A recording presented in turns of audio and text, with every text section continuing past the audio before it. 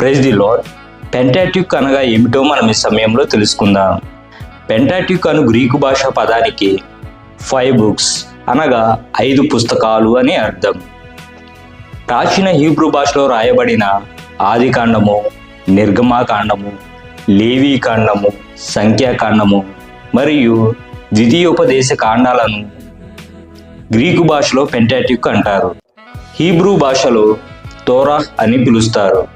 తెలుగు భాషలో ధర్మశాస్త్రము అని, పంచకాండాలు అని పిలుస్తున్నాము.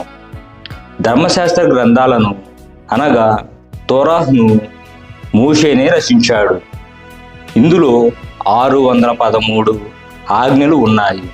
వీటిలో ప్రాముఖ్యమైన 10 ఆజ్ఞలను సీనాయి పర్వతం మీద దేవాది దేవుడు తన స్వహస్తాలతో రాతి ఫలకల మీద రాసి ఇచ్చాడు.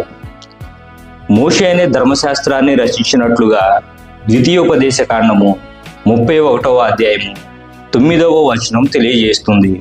అలాగనే యేసుక్రీస్తు వారు కూడాను మోషేనే ధర్మశాస్త్రాన్ని రచించినట్లుగా యోహాను సువార్త 5వ అధ్యాయము 45, 46, 47 వచనాల్లో తెలియజేస్తున్నారు.